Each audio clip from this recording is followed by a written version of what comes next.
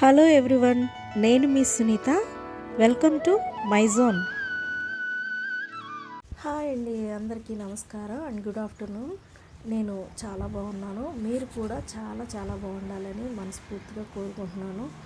ఇక ఉదయాన్నే లేవగానే గులాబీ పువ్వు విచ్చుకొని కనపడింది. దీని దగ్గర అయితే కొంచెం సేపు టైం స్పెండ్ చేశాను. చాలా రిలాక్సింగ్గా అనిపించింది.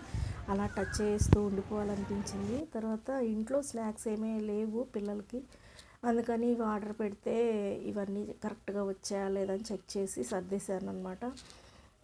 టిఫిన్కి అయితే ఉప్మా చేశాను, అది చూపించలేదండి. ఈ ఉప్మా సెక్షన్ అయిపోయిన తర్వాత ఈ గిన్నెలు కూడా కడిగేసేసి కొంచెం చాయ్ తాగేసి రిలాక్సింగ్గా లంచ్ ప్రిపేర్ చేద్దాము అనుకున్నాను. కొంచెం ఎర్లీగానే లేచాను అనమాట. అంత హడావిడిగా లంచ్ బాక్స్ చేయాల్సిన అవసరం లేదు.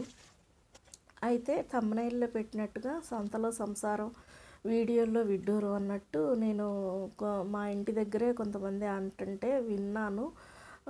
అంటే ఎందుకు వీళ్ళకి ఇంత కాలిపోతుందో నాకు అర్థం కావట్లేదు. ఇంట్లో ఉండే హౌస్ వైఫ్ ఏం చేస్తున్నావమ్మా, ఇంట్లోనేనా, ఖాళీయేనా అని అడుగుతూ ఉంటారు కదా. ఈ ఖాళీ ఖాళీ ఖాళీ అనే పదాన్ని భర్తీ చేయడానికి అన్నట్టు యూట్యూబ్ మనలాంటి వాళ్ళ కోసం ఇట్లాంటివన్నీ వ్లాగ్స్ రూపంలో పెట్టుకోవడానికి ఒక ప్లాట్ఫామ్ దొరికింది కదా.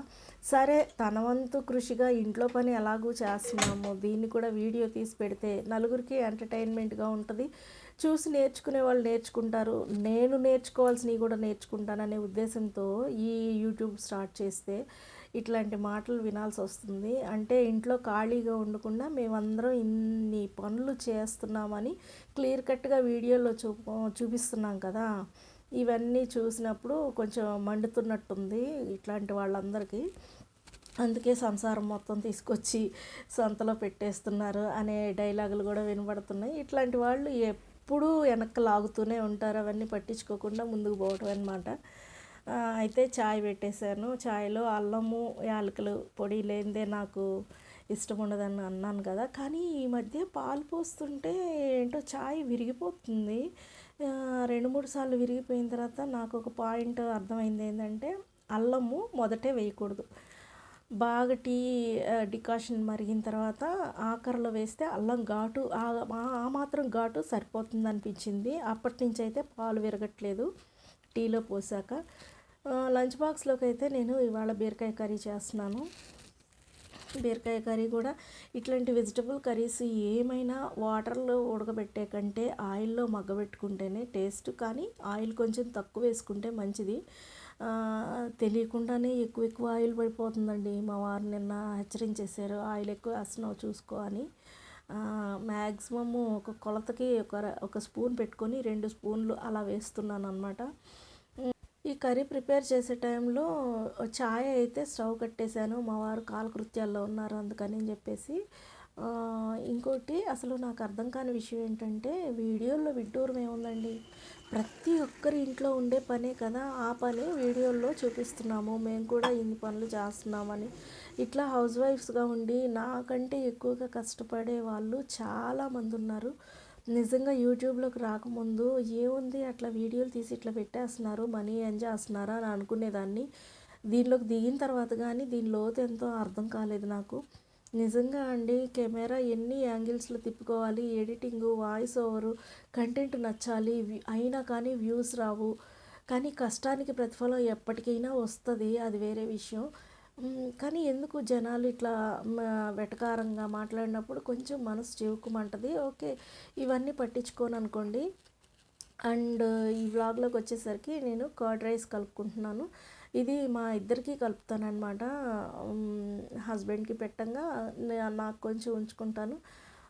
ఉల్లిపాయ పెరుగన్నం ఇది ఒక్కటి చాలండి ప్రాణం చల్లబడిపోవటానికి. నిజంగా ఇది ఎప్పటి నుంచి అయితే నేను తినగలుగుతున్నానో అప్పటి నుంచి నాకు మైగ్రేన్ హెడేక్ అయితే కంట్రోల్ అయిపోయింది చాలా వరకు. ఒక 15 డేస్ నుంచి తింటున్నాను. చాలా అంటే చాలా తక్కువగా వస్తుంది. ఇదివరకు అయితే ప్రతిరోజు మైగ్రేన్ హెడేక్తో నేను చాలా ఇబ్బంది పడేదాన్ని. ఈ ఉల్లిపాయ పెరుగన్నం తినటం మొదలుపెట్టిన దగ్గర నుంచి అస్సలు ఇప్పటికి 10 డేస్ అయిందండి, రాలేదు. ఇది చాలా వర్క్ అయ్యిందని నాకు అర్థమవుతుందన్నమాట.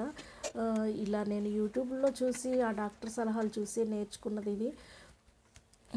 మన మంతెన గారు ఉన్నారు కదా, దీని గురించి బాగా చెప్తూ ఉంటారు. ఎవరికైనా ఎట్లాంటి ప్రాబ్లం ఉంటే ఒకసారి దీన్ని ట్రై చేసి చూడండి.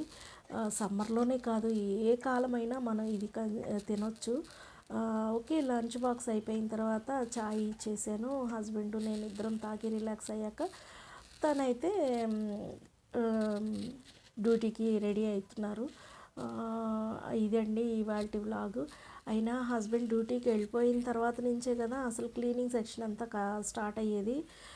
వెంటనే పని అయిపోయి హస్బెండ్ వెళ్ళిపోయాడు కదా, రిలాక్స్ అయిపోదామని రోజంతా ఖాళీగా కూర్చునేంత అవకాశాలు ఎవరికి ఉండవు. ఎవరి పనులు వాళ్ళకు ఉంటాయి. ఒక్కొక్కరిది ఒక్కొక్క లైఫ్ స్టైలు, ఎవరి లైఫ్ స్టైలు వాళ్ళకి తగినట్టు ఉంటుంది. నచ్చితే చూస్తారు, నచ్చకపోతే స్కిప్ చేయండి. ప్లీజ్ ఒకసారి మా ఛానల్ని విజిట్ చేయండి. వీడియోస్ నచ్చినట్లయితే సబ్స్క్రైబ్ చేసుకొని మీ సపోర్ట్ నాకు అందిస్తారని కోరుకుంటున్నాను. ఇదండి ఇవాల్టి vlog. Thank you for watching in this video. Bye.